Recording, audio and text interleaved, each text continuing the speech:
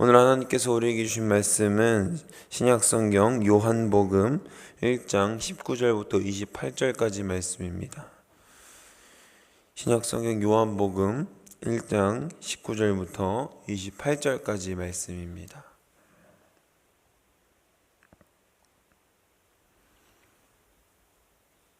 다 찾으신 줄로 믿고 우리 한 목소리로 하나님 말씀을 받들어 읽겠습니다. 유대인들이 예루살렘에서 제사장들과 레위인들을 요한에게 보내어 내가 누구냐 물을 때에 요한의 증언이 이러하니라. 요한이 드러내어 말하고 숨기지 아니하니 드러내어 하는 말이 나는 그리스도가 아니라 한데 또 묻되 그러면 누구냐 내가 엘리야냐 이르되 나는 아니라 또 묻되 내가 그 선지자냐 대답하되 아니라 또 말하되 누구냐 우리를 보낸 이들에게 대답하게 하라. 너는 내게 대하여 무엇이라 하느냐 이르되 나는 선지자 이사야의 말과 같이 주의 길을 곧게 하라고 광야에서 외치는 자의 소리로라 하니라. 그들은 바리새인들이 보낸 자라. 또 물어 이르되 내가 만일 그리스도도 아니요 엘리야도 아니요 그 선지자도 아닐진데 어찌하여 세례를 베푸느냐. 요한이 대답하되 나는 물로 세례를 베풀거니와 너희 가운데 너희가 알지 못하는 한 사람이 섰으니 곧 내 뒤에 오시는 그이라. 나는 그의 신발끈을 풀기도 감당하지 못하겠노라 하더라. 이 일은 요한이 세례를 베풀던 곳 요단강 건너편 베다니에서 일어난 일이니라. 아멘. 요즘에는 메타인지라는 말을 자주들 합니다. 이 단어는 1970년대 존 플라벨이 창안한 단어인데요. 무슨 뜻이냐면 스스로 자기 생각에 대해서 생각을 하는 능력을 말하고 있습니다. 조금 더 우리가 쉽게 알아듣고자 한다면 자기 객관화라고 설명할 수 있을 것 같습니다. 근데 그것과는 조금 다른 의미이긴 하지만 어쨌든 우리가 쉽게 알아듣기 위해서는 자기 객관화라는 단어가 가장 비슷한 것 같습니다. 보통 메타인지가 안 되는 사람들의 두드러진 특성은 잦은 소개팅의 실패, 그리고 주변과의 소통 단절 등등이 있습니다. 스스로가 생각하고 보기에 객관화가 안 되어 있으면 어떻게 되는 거죠? 가령 예를 들면 무지개색으로 드레스 코드를 맞춰서 소개팅을 한다던가 남들이 전혀 하지 않는 특별한 돌발 행동을 한다던가 하는 여러 가지 상황에 노출된다라는 것이죠. 그런데도 그것이 이상하다는 것을 본인 스스로가 인지하지 못하는 상태일 때 우리는 메타인지가 전혀 안 되고 있다라고 표현할 수 있다라는 것입니다. 자신이 무엇을 알고 무엇을 모르는지, 자신이 생각하고 있는 것이 맞는지 아닌지를 점검해 볼 수 있는 이 메타인지가 돼야 우리가 삶을 살아가면서 어떤 것을 잘할 수 있는지 없는지를 판단할 수 있는 것입니다. 오늘 본문을 통해서 하나님에게 우리에게 주신 이 사유, 그리고 생각할 수 있는 이 자유를 통해 더욱더 하나님을 알고 나를 알아서 더 기쁜 우리의 삶을 하나님 앞에 드릴 수 있는 우리가 되기를 주님의 이름으로 간절히 소망하고 축복합니다. 첫 번째는 나를 파악하라입니다. 메타인지가 안 되는 사람은 번번이 자신이 하는 일에 대해서 실패하고 있으면서도 전혀 그 문제에 도달하지 못합니다. 가령 예를 들면 아까 말했던 것처럼 소개팅에 번번이 실패하는데 왜 실패하는지 그 이유를 알아야 될 것 아니겠어요? 어떤 한 사람이 소개팅을 나갔대요. 소개팅을 100번, 50번 하면 보통 반은 마음에 든다는 거예요. 자기는 마음에 든대요. 그런데 애프터나 다음 관계로 도대체 이어지지가 않는다는 거예요. 그래서 그 한탄을 듣고 있던 동생이 그랬다는 거예요. 저기 형, 혹시 지금 소개팅 나갈 때마다 지금 입고 계신 빨간 패딩을 입고 나가시나요? 당연하지. 이건 나의 상징 같은, 나의 심볼 같은 옷인데 당연한 거 아니겠어? 이 옷을 입고 나가야지. 그게 엄청나게 큰 이유가 되지 않을 수 있습니다. 그러나 어떤 자리에는 어떤 옷이 필요한지, 어떤 순간에는 무엇이 더 중요한지 알 수 있어야 한다라는 것입니다. 멋지게 옷을 입어야 하는 자리에서 굳이 빨간 패딩을 입을 필요 없는 것처럼 말이죠. 메타인지가 중요한 이유는 스스로 무엇을 알고 무엇을 모르는지, 자신 하는 행동이 어떤 결과를 낳게 되는지를 알 수 있고 할 수 있는 것과 없는 것을 스스로 알고 자신의 학습 방법을 제어할 수 있다는 것입니다. 오늘 우리가 읽은 본문은 세례 요한이 자신의 정체성에 대해서 설명하는 장면이 등장합니다. 세례 요한은 예루살렘의 제사장들과 레위인들이 와서 자신의 정체를 물을 때 전혀 당황하지 않고 자신은 그리스도가 아니라고 분명하게 이야기합니다. 사람들이 또다시 묻습니다. 그럼 네가 엘리야냐, 선지자냐? 그러자 요한은 둘 다 아니라고 대답하죠. 그럼 대체 당신은 누구냐? 너는 뭐냐? 라고 답답해하며 요한을 몰아붙입니다.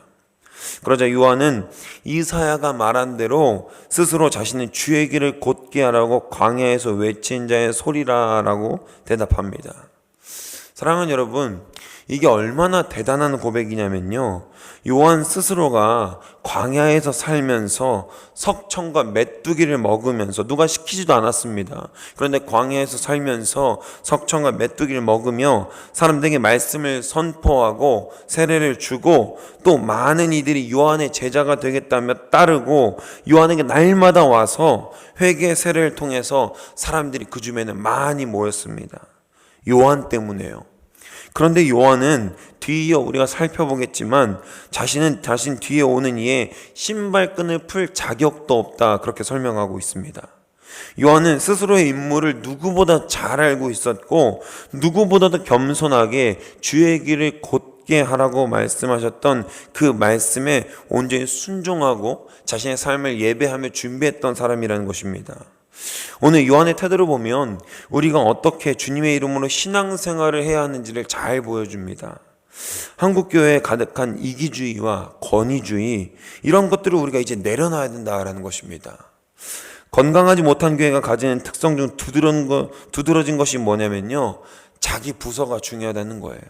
그리고 자기 직분이 중요하다는 거예요. 자기 부서만 특별하고 나만 특별하고 본인이 속해 있고 본인이 활동하는 그것만 중요하다는 것입니다. 교회의 중요한 사명은 그리스도의 주되심과 우리의 머리 대신 그리스도의 손과 발이 되어 그분의 사랑을 전하는 것, 그 이상 아무것도 할 것이 없습니다. 그런데 왜 거기에서 우리의 의의가 드러나야 합니까? 왜 내가 한 것이 드러나야 합니까? 왜 내가 드러나야 합니까? 세례 요한이 고백하듯 자신은 예수님의 신발끈을 풀 자격조차 없다고 고백하지만 우리는 예수님이 아니라 세례 요한의 신발을 만질 자격도 없는 사람들 아니겠습니까? 그럼에도 불구하고 그리스도의 너무도 큰 사랑과 은혜로 우리가 이 자리에 있습니다. 우리는 매일 겸손해야 합니다. 매일 하나님만을 경외해야 합니다.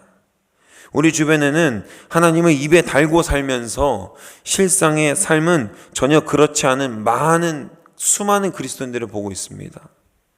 편가르게 하고 교회 안에 분쟁을 만들며 사람들 간에 이간질을 시키고 목회자들을 공격하고 성도와 성도 간의 공격을 주도하면서 교회를 분쟁하게 만듭니다. 저는 오늘 단호히 선포합니다. 그런 분들을 위해 긍휼함을 가지시길 간절히 소망합니다. 그런 분들을 위해 기도해 주시기 바랍니다. 그리스도의 온전한 사랑이 그들에게 갑절이나 임해서 진정한 사랑과 겸손이 뭔지, 진정한 그리스도의 삶이 무엇인지 성령님이 깨닫게 해달라고 기도해 주시기 바랍니다.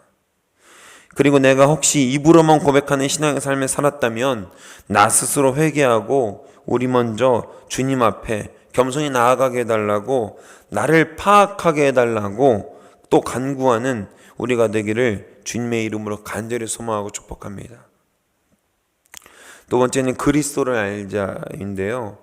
세례 요한이 27절에서 고백하는 내 뒤에 오시는 분은 내가 신발끈을 푸는 것도 감당하지 못하는 분이라고 설명하는 장면은 단순히 그가 겸손하기 때문만은 아닙니다.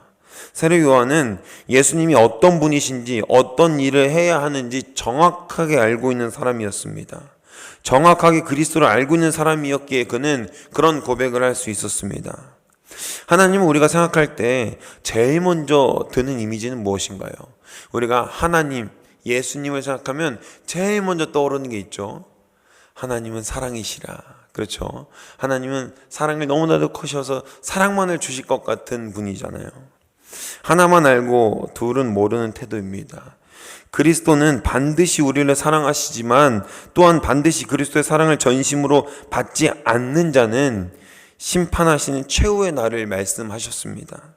그리스도의 사랑에 대해서만 말한다면, 그리스도의 영원한 사랑만을 알고 있다면 잘못 알고 분명하게 다 모르는 것입니다. 주님은 주시기도 하시는 분이시지만 거두시기도 하는 분이시기 때문이죠. 마태복음 7장 21절에 있습니다. 나더러 주여 주여 하는 자마다 다 천국에 들어갈 것이 아니요 다만 하늘에 계신 내 아버지의 뜻대로 행하는 자라야 들어가리라. 아멘. 정확하게 나와 있습니다. 주여 주여 하는 입으로만 고백하는 자가 아니라 아버지의 뜻대로 행하는 자라야 들어간다고 말씀하시고 있습니다. 요한은 광야에 외친 자의 소리로 자신의 사명을 다했습니다. 그리스도의 오심을 준비하며 그의 길을 곧게 하기 위해서 열심히 세례를 주고 천국 복음을 전파했습니다. 사람들을 모았습니다. 하나님의 이름으로 사람을 모으고 자신이 영향력을 드러낼 수 있는 자리에서 자신은 하나도 드러내지 아니하고 오히려 자신의 뒤에 오시는 분을 온전히 드러냅니다. 사랑하는 여러분, 그리스도인은 바로 이런 것입니다. 입으로만 사랑하고 입으로만 그리스도를 전하고 입으로만 하는 것은 누구나 다 할 수 있습니다. 마태복음 7장 13절에서 14절에 있습니다. 좁은 문으로 들어가라. 멸망으로 인도하는 문은 크고 그 길이 넓어 그리로 들어가는 자가 많고 생명으로 인도하는 문은 좁고 길이 협착하여 찾는 자가 적음이라. 아멘. 좁은 문인데 단순히 좁은 문이 아니라 오히려 협착해서 찾는 자가 적은 길이라는 것입니다. 그것이 그리스도인의 길인 줄로 믿습니다. 남들 다 가는 대로 편하게 가고 남들이 하는 것만큼 하고 행여나 내게 봉사라도 시킬까봐 얼른 예배드리고 바쁘게 집으로 돌아가는 사람들, 어느 정도 신앙생활 하신 분들이 신앙에 대해서 또 방치하는, 자신의 신앙에 대해서 메타인지가 전혀 안 되고 방치하는 분들은 어떤 단계에 들어서냐면요, 큰 교회에 가고 싶어 해요. 큰 교회에 가서 예배만 드리고 집에 가고 싶어 해요. 봉사 안 해도 되니까.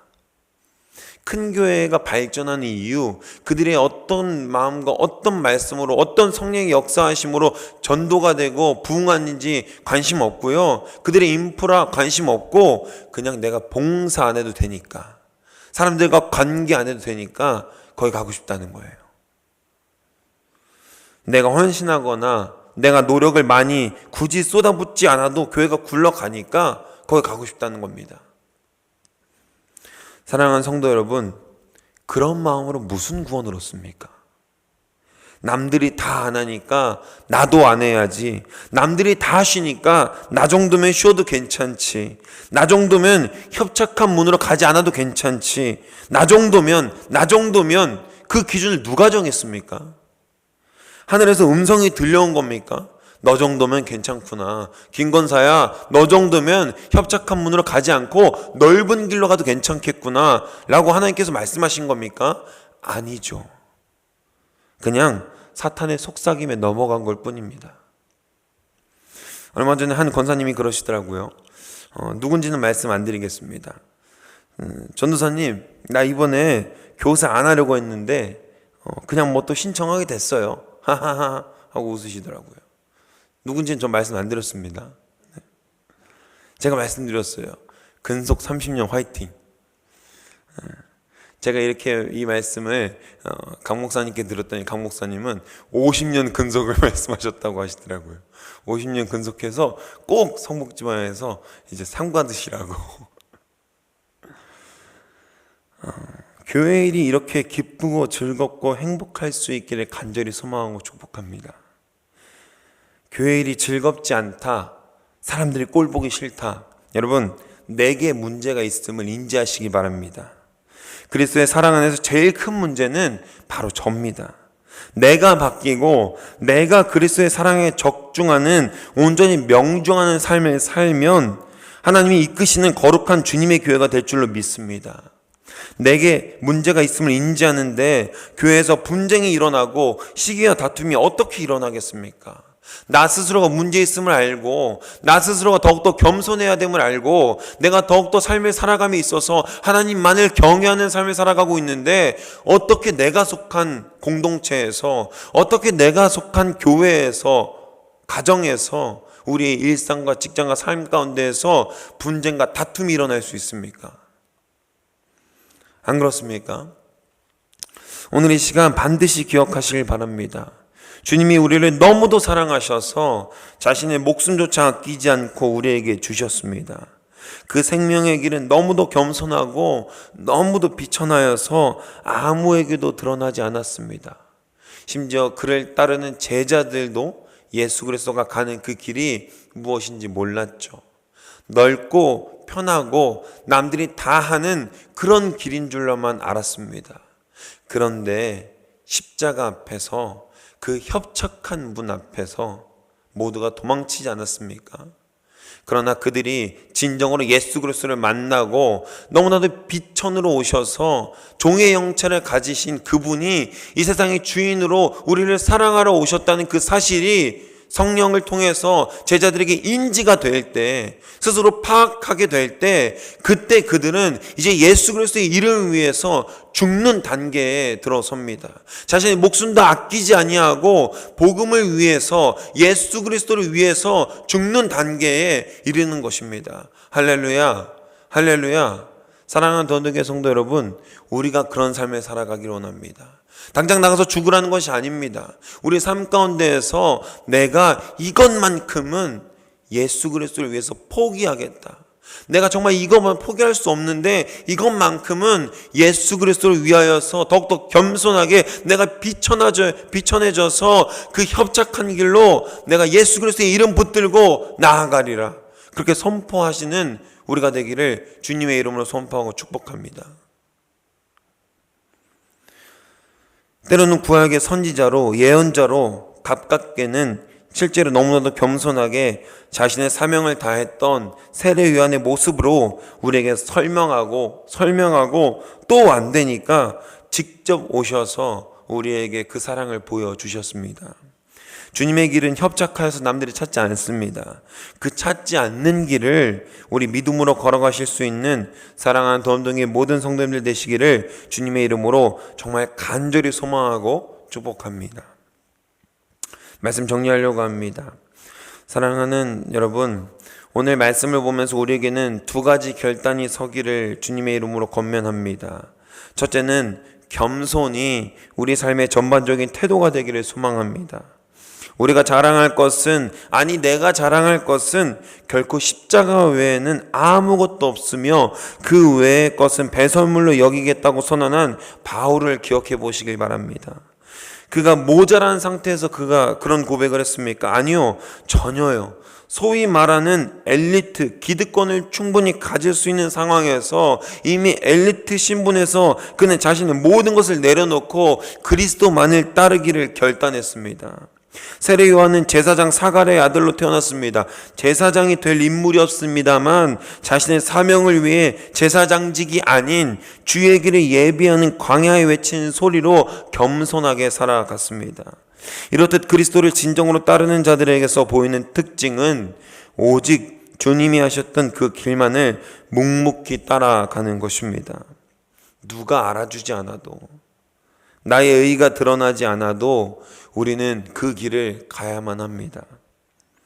주님이 오셔서 이 땅에서 한 것은 자신의 의를 드러내는 것이 아닌 하나님의 나라에 선포하셨던 것이기 때문에 우리도 그분의 길을 따라서 오직 사랑으로 나아가야 할 줄로 믿습니다. 사랑은 오래 참고 온유하며 시기하지 아니하고 자랑하지 않으며 교만하지 않으며 무례히 행하지 않고 자기의 유익을 구하지 않고 성내지 않으며 악한 것을 생각지 않으며 불의를 기뻐하지 않으며 진리와 함께 기뻐하고 모든 것을 참으며 모든 것을 믿으며 모든 것을 바라며 모든 것을 견디는 것입니다. 할렐루야, 할렐루야. 그렇지 않습니까? 그리스도의 사랑으로 겸손함을 입으시기를 주님의 이름으로 소망하고 축복합니다. 우리 두 번째로는 그리스도를 명확히 알고 정확히 따르기를 권면합니다. 내가 믿고 싶은 하나님, 내가 바라고 소망하는 하나님 말고 하나님이 보여주셨던 그 모습을 상기하시기 바랍니다. 너무도 예쁜 내 자녀, 내 새끼도 잘못된 행동을 하면 혼나야죠. 처벌을 받아야 합니다. 만약 자녀가 올바른 길을 가고 있지 않고 잘못된 길을 가고 있는 대로 방치한다면 그것은 부모로서 자격이 없는 것입니다. 부모의 자격과 책임은 무엇이죠? 우리의 자녀들을 온전히 사랑하는 것이죠.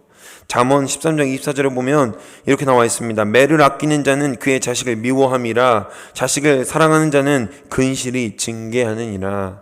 아멘. 너무 예쁜 내 자녀이지만 아닌 건 아니라고 말해줄 수 있어야 하고 교육해야 합니다. 하나님이 그렇게 사랑하셨던, 사랑에 맞지 않으셨던 다윗도 잘못을 하자 하나님께서 징계하십니다. 그가 밧세바를 잘못된 방법으로 취했을 때 살인교사하고 자신의 지위로 압력으로 우리아를 죽이고 밧세바를 취했을 때 선지자 나단을 통해서 그의 잘못을 확인시키시고 펑펑 울게 하며 회개시키며 돌이키게 하지 않았습니까? 또한 그가 너무도 사랑하여서 밧세바와 얻은 아이를 잃게 하시지 않습니까? 그뿐입니까? 자신의 아들에게 반역당하는 뼈아픈 경험까지 하게 되지 않습니까? 하나님은 분명하게 공의와 정의로 행하는 분임을 아시길 바랍니다.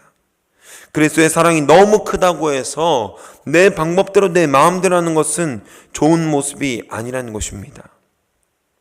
우리는 주님이 기뻐하시는 방법을 압니다. 그리고 어느 정도는 삶에서 주님을 기쁘시게 하는 삶을 살고 있습니다.